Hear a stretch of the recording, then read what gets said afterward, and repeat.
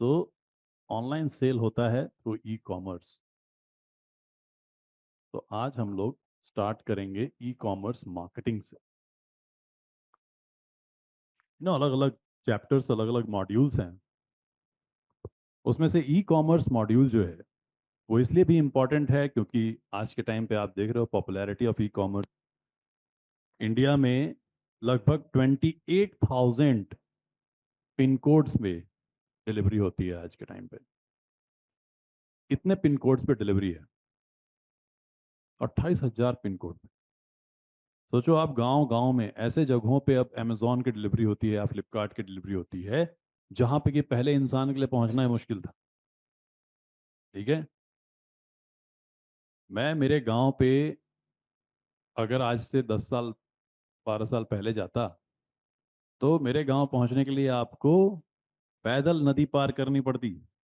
बिना नदी क्रॉस किए आप मेरे गांव नहीं पहुंच सकते। तो आपको वॉक करना है।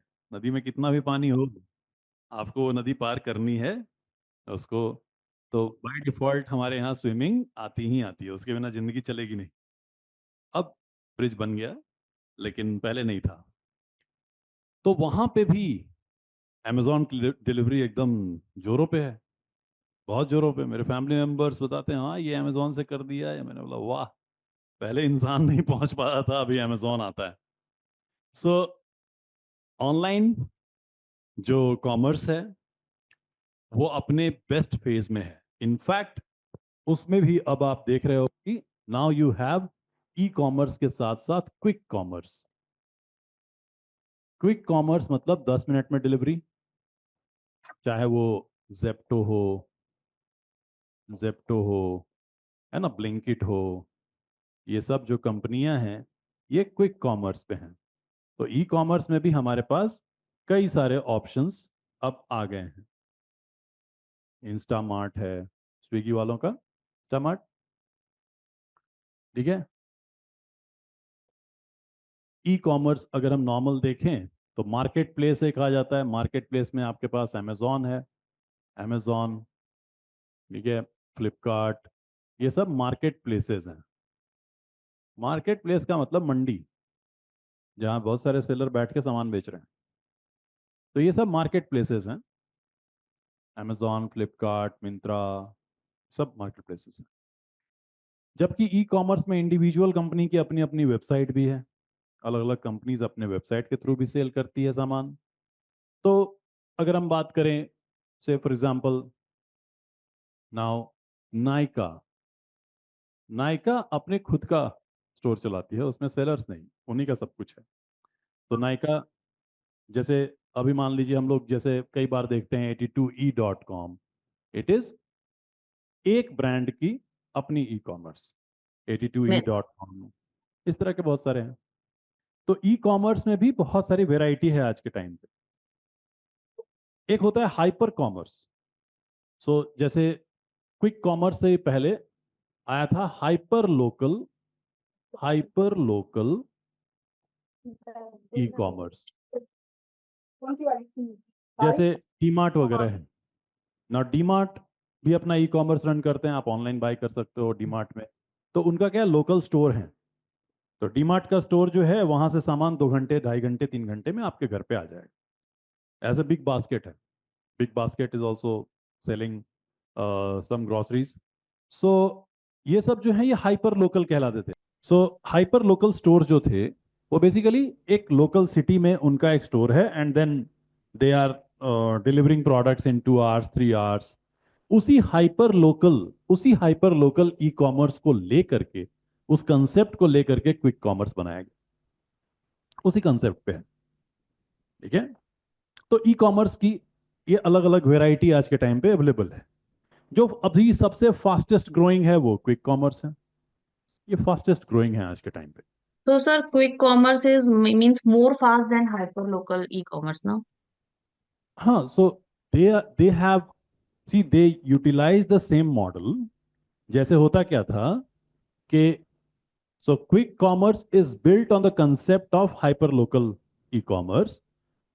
और इसमें फंडा क्या है कि जैसे मान लीजिए ये हमारी कंट्री का एक मैप मैं ले लेता हूं ऐसा।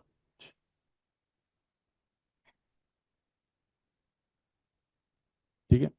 सो इसमें क्या था कि अमेजोन वगैरह जो काम करते हैं उनका इंफ्रास्ट्रक्चर फैसिलिटी कैसा है। They have a warehouse concept. तो एक वेयर हाउस मान लीजिए मुंबई में है, एक मान लीजिए बैंगलोर में है, एक कोलकाता में है, और एक दिल्ली में है, या एक आध और वेयर हाउस है मान लीजिए कहीं और।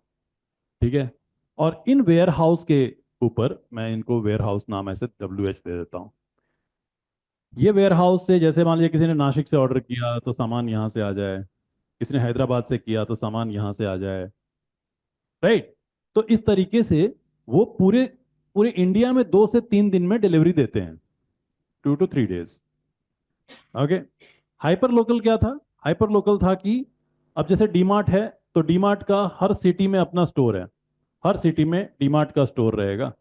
तो उनका जो मॉल है उसी मॉल से डिलीवरी जानी है। तो क्रोमा भी यही फैसिलिटी यूज करती है। क्रोमा का भी आप देखिएगा 1 डे डिलीवरी है।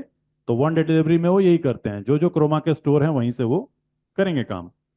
सो इस तरीके से जितने भी डीमार्ट के स्टोर जिस सिटी में है उसी सिटी में वो काम कर पा रहे हैं and they are able to deliver. लेकिन उनके यहाँ पे delivery was not the priority. Priority है सामान का बिकना।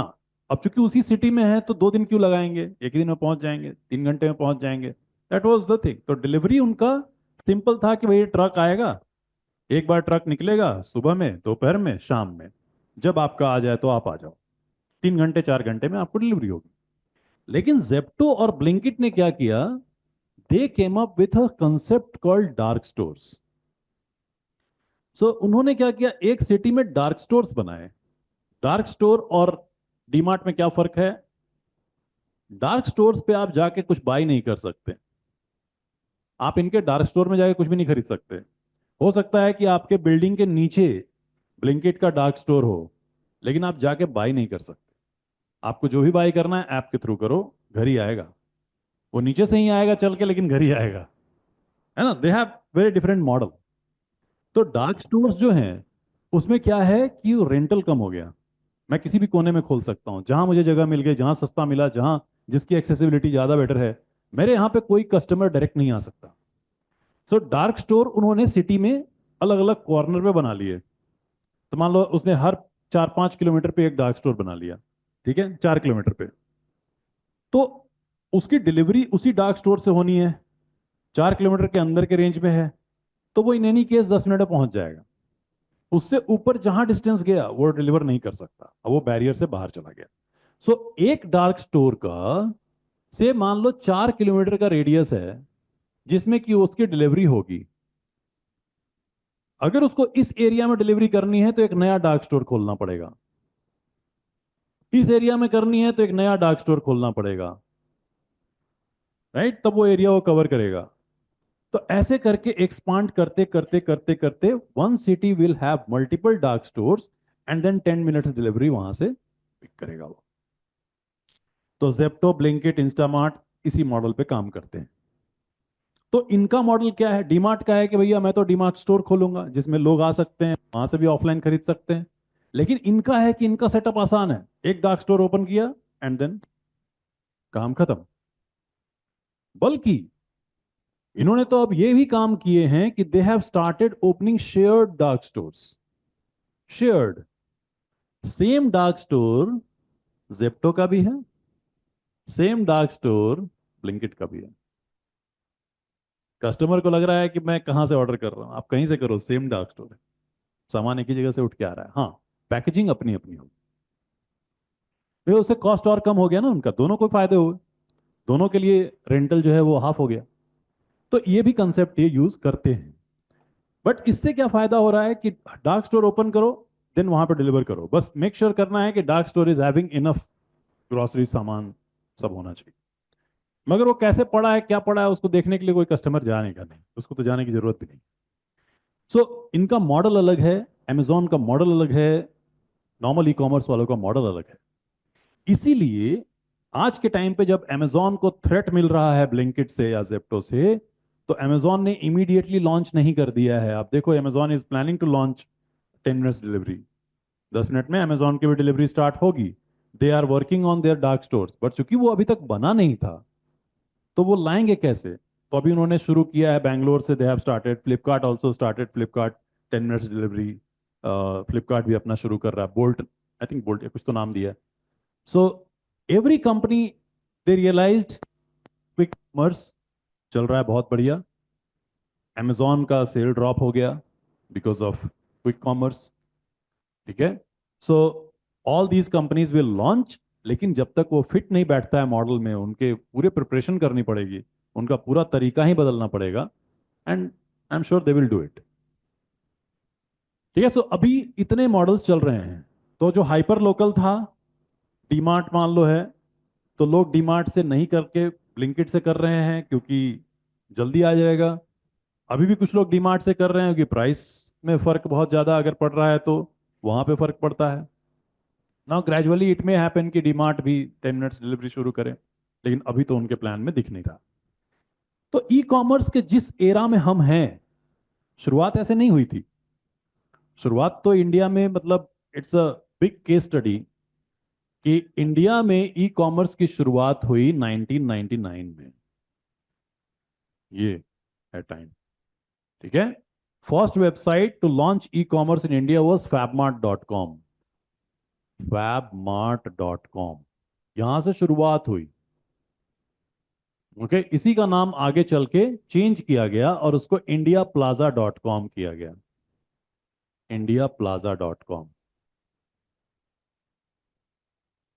इसी का नाम आगे बदला, ठीक है। नाउ फैबमार्ट के जो फाउंडर थे, उन्होंने 99 में ई कॉमर्स लॉन्च किया, जिस वक्त की इंडिया में बहुत सारे लोगों के पास इंटरनेट भी नहीं था भी तो बहुत लिमिटेड चीजों के साथ।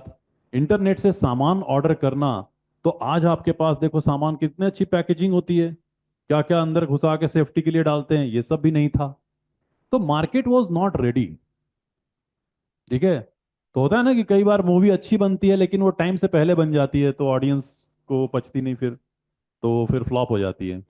सेम तरीके से फैबमार्ट का जो फेल्योर है, ये फेल किया, और 2012 आते आते, ये टाइम आते आते इसको क्लोज किया गया, ताला लगाया गया, बंद हो गया ये।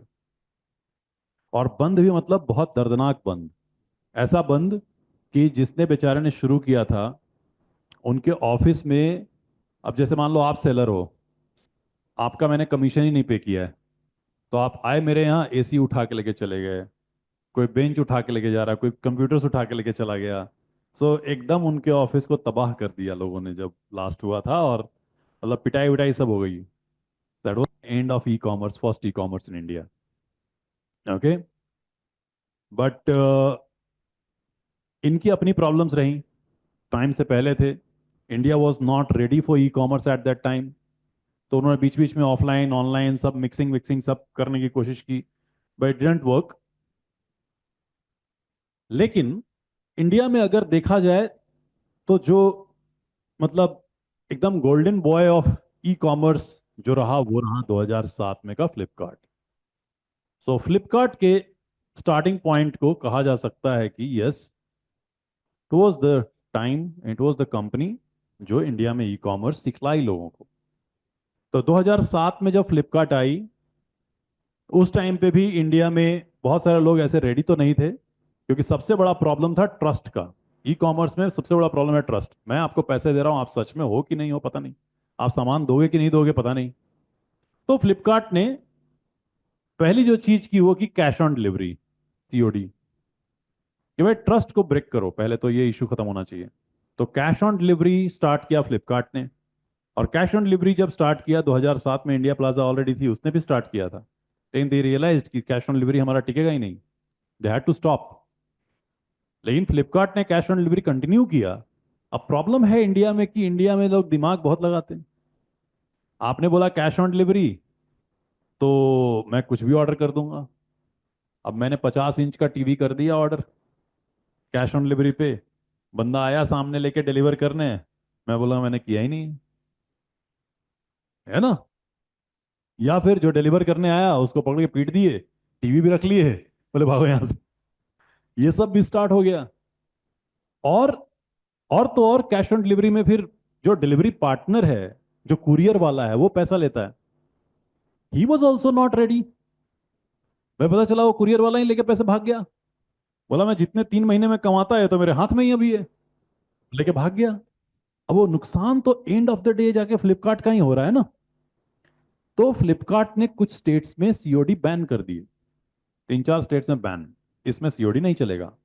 फ्लिपकार्ट के बहुत सारे चैलेंजेस आए, लेकिन फिर धीरे धीरे जनता जो है वो समझ गई कि भाई ऐसा नहीं चलेगा, it's a good thing, we should use it properly. तो फ्लिपकार्ट की जो जर्नी रही उसने इंडियन मार्केट को काफी सारी चीजें सिखलाई, लेकिन इसकी जर्नी बहुत अच्छी भी थी, लकी भी था ये, क्योंकि 2007 ही वो टाइम है जिस जिस ईयर आईफोन लॉन्च हुआ। ओके। और लगे हाथ एंड्रॉयड आ गया 2008 में। तो एंड्रॉयड और आईफोन आने की वजह से पूरे इंडिया में लोग एक चीज तो जरूर बाई करने वाले थे, वो था फोन, है ना। ना फ्लिपकार्ट स्टार्टेड विथ बुक्स, वो सिर्फ बुक्स बेचते थे। ई कॉमर्स अगर आप कर रहे हो तो सबसे सबसे सेफ चीज है बुक बेचना। बुक एक्सपायर नहीं करते, बुक गिर गए तो टूटते नहीं है, डिलीवरी में नहीं टूटेंगे, बुक पे टैक्स नहीं है, टैक्स का सेविंग हो जाता है। और बुक्स को है कि अगर कुछ भी नहीं किया, एक पेपर भी रैप करके भेज दिया तो भी उसको कुछ नहीं होना है ना। बुक में रिटर्न नहीं होता। भाई कपड़ों में तो रिटर्न हो सकता है, साइज नहीं आई, फिटिंग नहीं आई, शूज में रिटर्न हो जाएगा। बुक क्यों रिटर्न करोगे? जो बुक मंगाया वही तो है ये, रिटर्न क्यों करोगे? तो रिटर्न के चांसेस कम है। इसीलिए Amazon started with books, Flipkart started with books.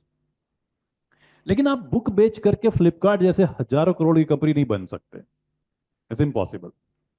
तो फ्लिपकार्ट को दिखाई दिया यहां पे उसका सबसे बढ़िया बिकने वाला चीज, वो था मोबाइल। तो फ्लिपकार्ट ने पूरे वेबसाइट को रिवैम्प कर दिया and they started selling mobile phones. तो their focus shifted from books to mobile. और इंडियन मार्केट में तो खैर हमारे पास तो सबको मोबाइल चाहिए था। एंड उस टाइम पे एक बहुत तगड़ी चीज चली थी मोबाइल बेचने के लिए, and that was called flash sale. Flash sale. तो फ्लैश सेल के थ्रू मोबाइल बिकते थे। अभी आपको लगेगा कि कैसे पागल लोग थे, लेकिन हम ही लोग थे। क्या क्या करती थी कंपनी पता है? बोलेगी कि 10,000 फोन है, कल सुबह 12 बजे बिकने को आएंगे फ्लिपकार्ट पे। ठीक है, 12 बजे लॉग इन करो, जल्दी जल्दी बुकिंग करो, पेमेंट करो, खत्म करो कहानी। If you are lucky you will get that phone, if you are not lucky तो वो आउट ऑफ स्टॉक हो जाएगा। अब पब्लिक लगी पड़ी है 12 बजे, रिफ्रेश रिफ्रेश रिफ्रेश, है ना, फ्लिपकार्ट की साइट डाउन हो रही है। और पता चला कि 10,000 फोन बिक गए 15 मिनट के अंदर।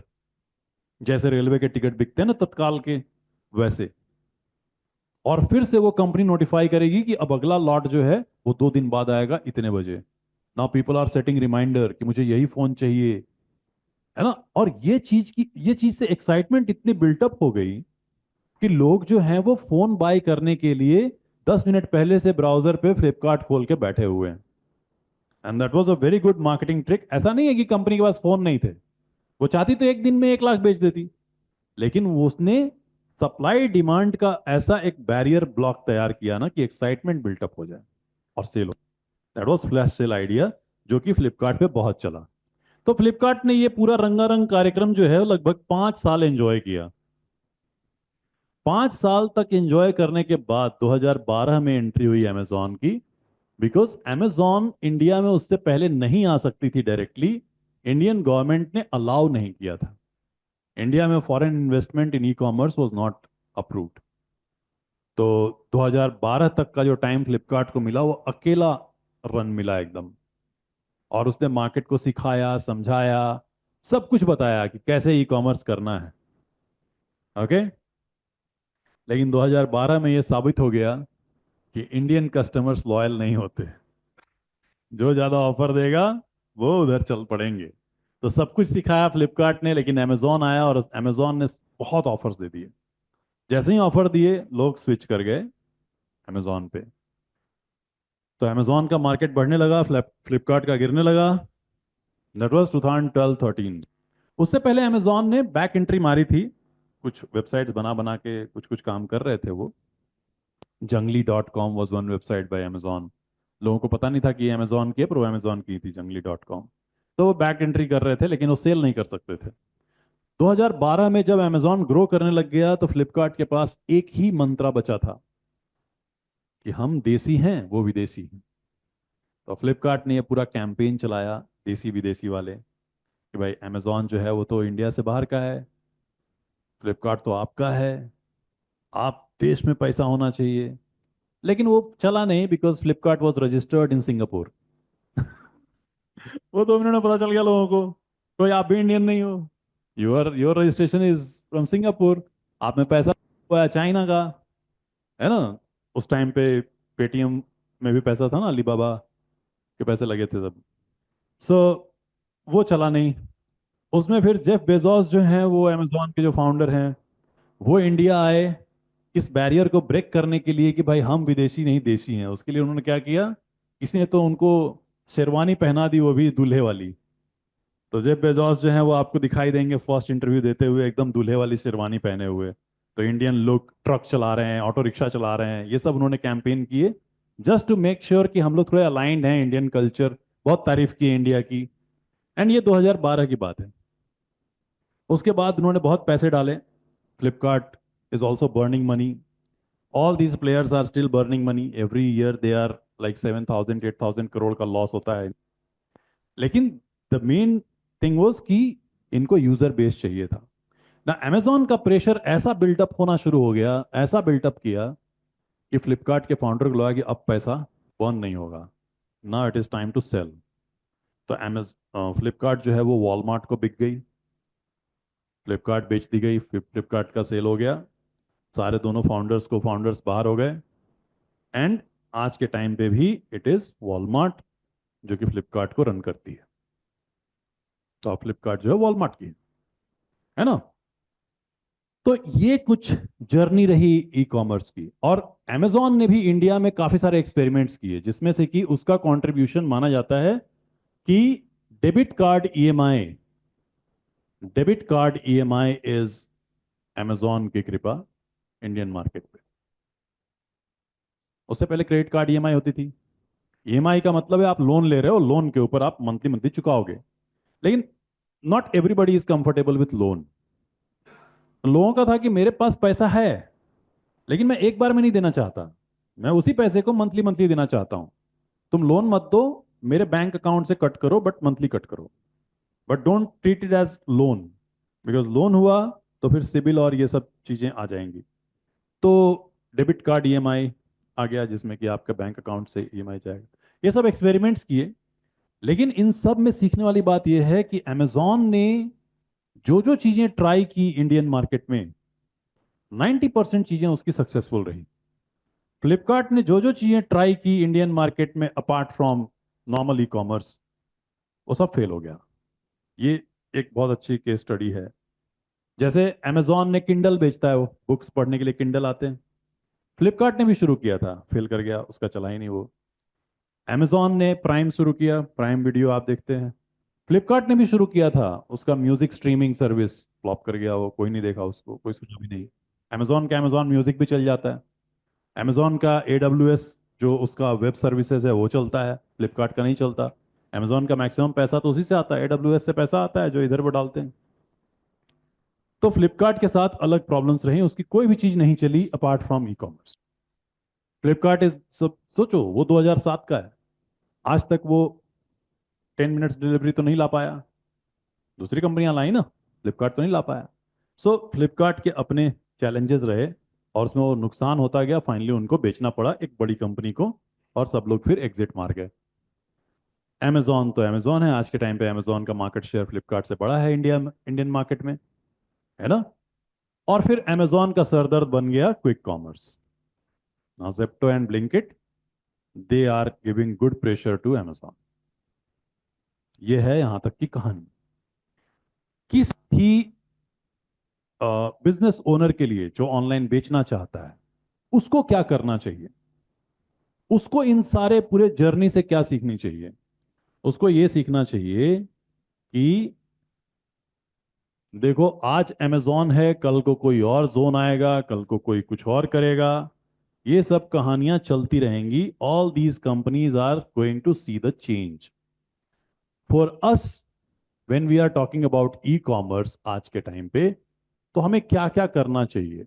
हमें मार्केट प्लेस पे आना चाहिए। मार्केट प्लेस मतलब Amazon, Flipkart. Sir market place one का इस्तेमाल करना चाहिए। कुछ कह सर रहे थे? वन क्वेश्चन है मेरा। हाँ। सर व्हाई मेडिसिन और medicare category not grown in e commerce और quick commerce in India? Good question. Now, with medicines and medical categories now, there are certain guidelines. It's growing. Now you have 91 mg, now you have netmeds.com. इस तरह के हैं. It's growing. But sir But they are not streamline in India. no, they are, see, the thing is, in medical, they have created two separate categories. Health and wellness. Health and wellness is available on Zepto. क्योंकि उसके लिए कोई उनको licence नहीं लगता, उसके लिए कोई उनकी एक्सपर्टीज नहीं है, उसमें कोई क्वेश्चन नहीं है। भाई मुझे से विक्स वेपोरब चाहिए, तो इसके लिए आपको जरूरी नहीं है कि आप मेडिकल शॉप में ही जाओ, आप जनरल स्टोर से भी ले सकते हो। सो जेप्टो इज सेलिंग दैट। लेकिन जहां बात आ जाती है प्रेस्क्रिप्शन की, तो प्रेस्क्रिप्शन के होते हैं वेरिफिकेशन। भाई मैं आपको 10 मिनट में क्यों दूं? पहले मैं चेक करूंगा कि आप सही प्रेस्क्रिप्शन मांग रहे हो कि नहीं मांग रहे हो। बहुत सारी ऐसी मेडिसिन हैं जो आपको मेडिकल वाला दे ही नहीं सकता। ठीक है, वो देगा ही नहीं विदाउट प्रेस्क्रिप्शन। मतलब आप घूमते रह जाओगे, वो मेडिसिन आपको नहीं देगा, उसके सामने पड़ी है तो भी नहीं देगा। और अगर वो देगा तो उसको प्रेस्क्रिप्शन भी चाहिए, प्रेस्क्रिप्शन के ऊपर स्टैंप चाहिए, स्टैंप के ऊपर डॉक्टर का साइन होना चाहिए, फिर उसका एक फोटो लेगा, उसका वो अपना स्टैंप मारेगा और अपने यहाँ रिकॉर्ड के लिए रखेगा। इतना रेगुलेशन है। अगली बार अगर आप कोई भी दवाई खरीद रहे हो, आप उसके पीछे साइड देखो, अगर एक रेड पट्टी दिख गई तो एक्चुअली में without prescription they are not allowed to sell it. India में फिर भी भैया दे दो, भैया ने दे दिया, है ना।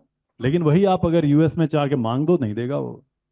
यहाँ पे रेस्ट्रिक्शंस हैं, एक लेवल के ऊपर लेता है। जैसे नींद की गोलियां, नींद की गोली आप मांग के देखो, भगा देगा वो। बोलेगा पहले दिखाओ तुम कहाँ है, कहाँ डॉक्टर साहब ने लिखी, कितनी लिखी, और जितनी की एंट्री मारेगा और उसके रिकॉर्ड्स चेक होते हैं, उसका वेरिफिकेशन होता है, पुलिस केस हो जाएगा उस पर अगर उसने बिना वेरिफिकेशन दे दिया तो मेडिकल में ना गाइडलाइंस हैं ये सब। अब उसमें है कि प्रेस्क्रिप्शन में क्या लिखा है, क्या आप मांग रहे हो। अब जैसे मान लो सामने में आ गया बंदा और मांग रहा है मुझसे कोई दवाई, तो मुझे उसकी उम्र दिखाई दे रही है, जेंडर दिखाई दे रहा है, ये कौन है दिख रहा है। ऑनलाइन तो पता चला कि भाई आप किस पर्पस के लिए मांग रहे हो।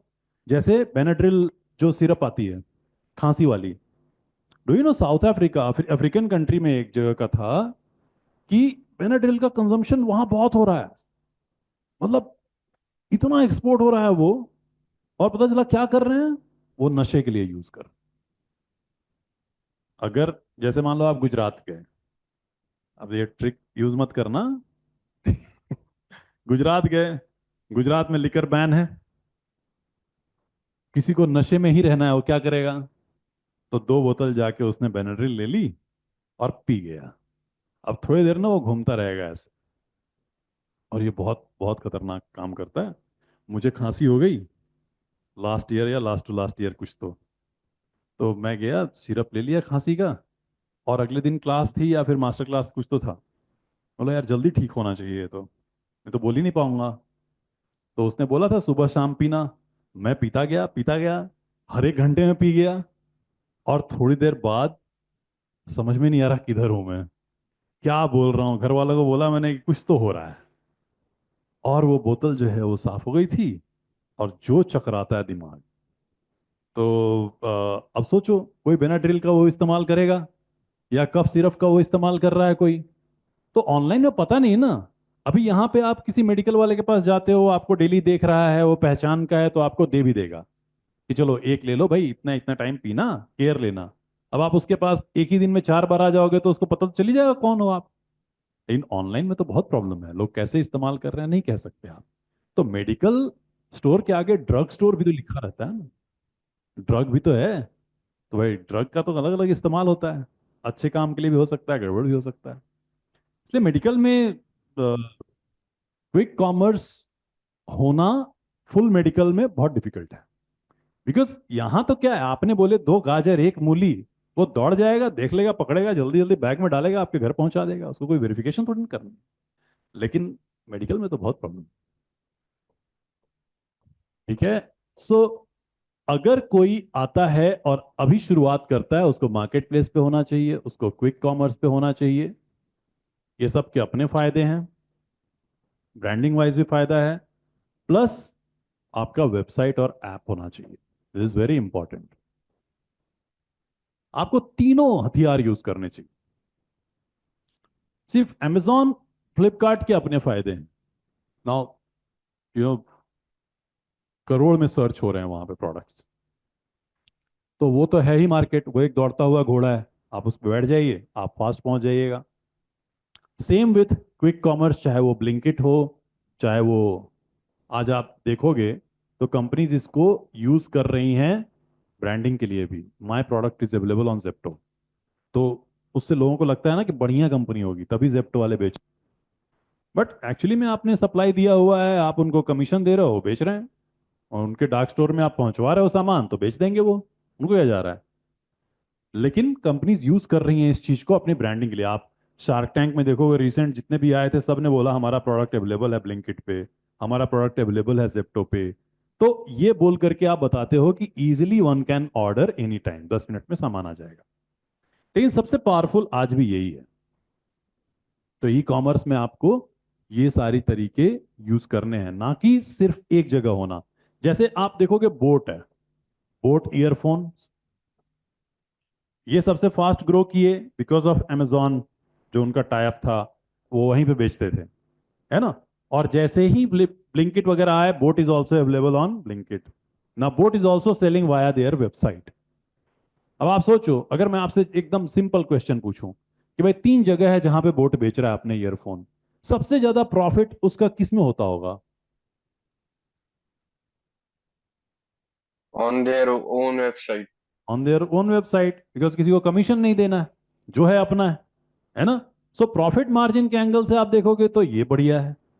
और अगर आप ग्रोथ के एंगल से, ऑर्डर्स के एंगल से देखोगे तो ये ज्यादा अच्छा है, आपको ज्यादा ऑर्डर्स आएंगे शुरुआत में।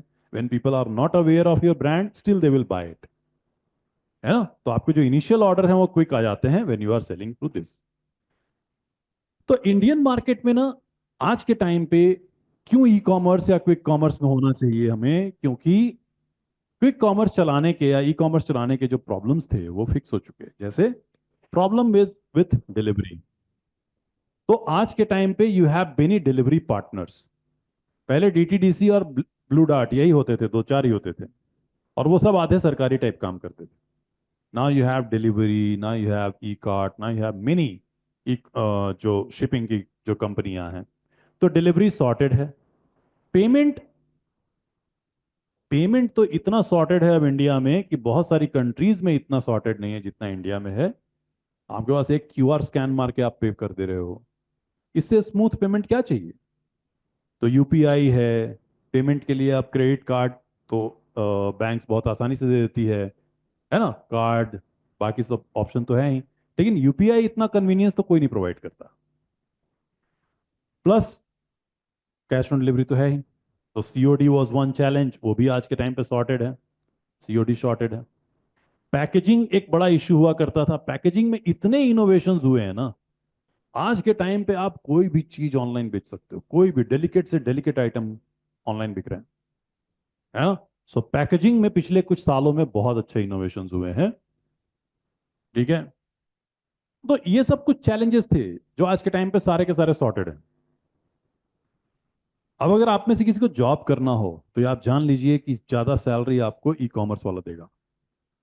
ई कॉमर्स के जॉब में ज्यादा आपको सैलरी मिलेगी। अगर आप मान लीजिए एजेंसी चलाते हैं, तो जो क्लाइंट ई कॉमर्स वाला आएगा वो नॉर्मल वेबसाइट से कहीं ज्यादा पे करेगा। नॉर्मल वेबसाइट अगर 20,000 में बनेगा, तो ई कॉमर्स 80,000 में बनेगा। तो आपकी अर्निंग वहां पे ज़्यादा हो जाती है, फ्रीलांस प्रोजेक्ट्स आपको महंगे मिलेंगे। तो ई कॉमर्स हम लोगों को सीरियसनेस के साथ सीखनी चाहिए। ओके। ना ई कॉमर्स में हम लोग सीखें तो स्टार्ट कैसे करें?